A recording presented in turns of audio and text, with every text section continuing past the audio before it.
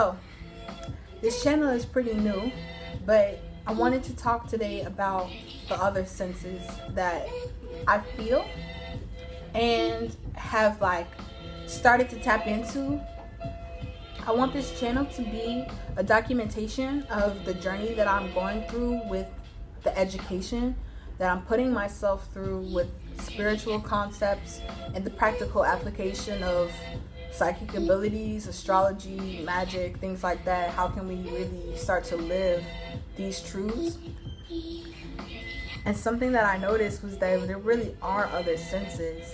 There really are other senses, and you can start to channel them and start to tune into those senses depending on what exercises you engage in, what energies you already have, and how sensitive you are trying to become.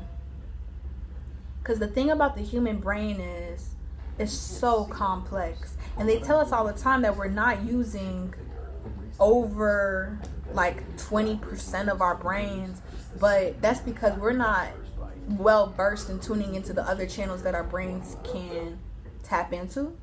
And the 3 examples that I'm going to talk about in this video of other senses or additional senses are: 1, temperature and energy. The first sense that I want to speak on, that I started to notice that I can feel, is energy and the movement of energy, not just chi in the body, because people can sense that too, but also within a room, within a space, or within just an environment in general. I'm sure that other people have had this, but I wanted to take the time to validate that sense. When you can close your eyes, or you can sit still with a loose focus, open focus type gaze, and you can start to feel how the pressure is moving in the room, or temperatures in the room, whether it be hot or cold, something pressing against your skin. You can sense that in this area of the room it's more open and it's less dense than this side of the room. That's a legitimate sense. That's a legitimate extrasensory perception. When you can feel that there are no other... Wait, hold on. Because I'm riffing. So, I said 3, right? Energy and temperature. This is a sign that you're getting extremely sensitive to. The second one is when you're studying astrology. This one is very cool and very interesting because I didn't even know that this was a thing until I started doing my personal method of astrology. And that just includes the consistent use of a sky view, or the consistent use of some sort of telescopic device. You don't have to have a telescope. Our phones can become telescopes now at this point. But the sense that I'm referring to is basically the ability to be able to understand and guesstimate what energies are at play and where. Does that make sense? So when something is rising, depending once I started using my sky view, it didn't really matter if I knew what time it was or not. I probably can guess that Cancer was rising, Aquarius was descending over the western horizon, or Pisces was descending over the western horizon, because once you start to actually get into the swing of looking at a sky view for your astrology purposes, you start to get an extrasensory perception of where the planets are moving along the ecliptic. That is dope to me, because the gravity that is pulling in the rising, for example, at this time when this video is being made, there's a huge Capricorn stellium, which kind of translates into there being stelliums and other energies and other variations or dimensions of light. And the weight of this stellium, rising in the morning and then carrying through the day, it really, because of me using this, I can sense that people who are not getting up early and taking advantage of these heavy energies, and as they're going through the day, you have to hop on to the energies, because they literally do carry. And then whatever is coming first, you can feel that energy being introduced first. And I think that has to do with not just being able to look and sense it, but also your brain starts keeping track of how fast everything is moving too. And that's cool to me. Like, it keeps track of how fast everything is moving.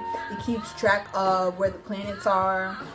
So when I look at a chart now, as long as I can, as consistent, it's not even about holding it in your mind. As long as you do it consistently, it's like you can really sense like where the moon is, especially. I've read that a couple of other people have had that happen to them, where they can sense when the moon shifts into a different phase.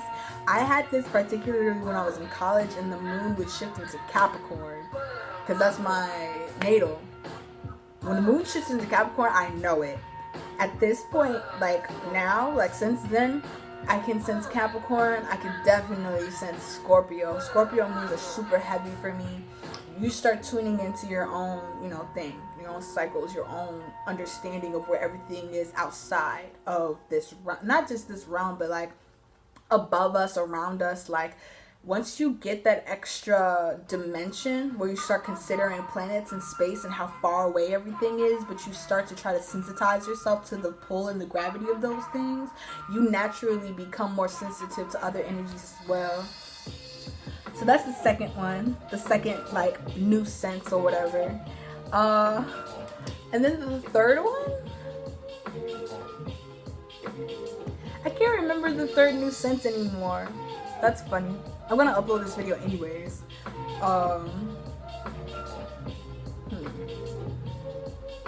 That was the other sense that I thought was cool. Oh, I want to talk about local astrology in a different video, but the third sense that I will talk about, that's really cool and really weird, and that other people might totally understand when you're manifesting and when you're reality switching, because I identify as a shifter, going through and like constantly like knowing how to like switch, shift, or like go through the vertices and like walk into like different situations, different dimensions, like nothing like where you just came from doesn't even matter or have anything to do with that. Once you do that, once you start, or once you realize that that's how you naturally manifest, I feel like Aries midheavens might be a thing for fire sign midheavens. When you can manifest like this, it's really because you're very good at like flickering or like switching or like going ahead and like phasing through the different layers of reality, I guess. And the sense that comes with this is how gelatinous reality gets when you realize that your mind is getting really, really powerful, and it's not the fact that you control other people. It's the fact that as soon as you start thinking about something, your mind is so powerful that all of your words, mannerisms, how you line up with it, manifest it faster. How you adapt to that energy, how you respond to people, how you respond to your environment, the facial expressions you make, and the words that you choose. Your mind, once you start to focus on something, it starts choosing all of those things and being very, very particular and in that flow of how you are expressing yourself, and that is what makes your reality change. I've literally, in a negative fashion, had a thought, not a thought form, but like just a concept, like an idea, like a fear. It was a fear. And I took a nap, and I kid you not, when I woke up to a phone call, like I was having a conversation with somebody just after my nap, and it was a conversation of them telling me the exact thing, like having a narrative, their own narrative or whatever, but at the core, like my fear at the core, what I was feeling before I went to sleep and when I woke up, that's exactly what they were telling me, like in my ear, like what they were talking about. And I was like, did I just literally shift over into, because it had never been mentioned before, it was an irrational fear, but I manifested that conversation, I feel, because as soon as I went to sleep, the way my energy started moving when I went to sleep sleep, or the way my emotional or astral body was communicating with that other person when I was sleeping, started bringing thoughts to their psychic attention, to their psyche, to their psychology. And so that when they started to ponder things, because we were connected to, like, those things really do become more wavy, I guess. And I use the word gelatinous because it's a very, very good way to describe how plasmic dimensions are, in my opinion. It's like the veil that we talk about. I used to think about dancing between the veil as, like, if you can imagine like a music video or a beautiful movie where one of the scenes has a room that's generally dark and there's only one source of light, and there are like sheer curtain-like things, like the ribbons that trapeze people use, but they're like wide and like hanging down. And if you just imagine, like, I don't know, me, a young woman, somebody, a man, somebody just dancing through those things and like going through them as like they like wave, and like as like you just like shift and go through like that's how I imagined the veil to be. And I still see it like that, like when you move in and groove and you're going through life and you're manifesting and like opportunities are like coming, or you're shifting and you're like putting on different hats to like go into those different spaces, because shifters really like make a whole video about it. But now more so, since I've matured psychically, I see how sensitive the realities we make are and how much grounding is necessary in order to make our manifestation stick. And that in and of itself is like an extrasensory like ding, like sense, because you can sense when things are shifting out of alignment for the reality that you manifested at that point.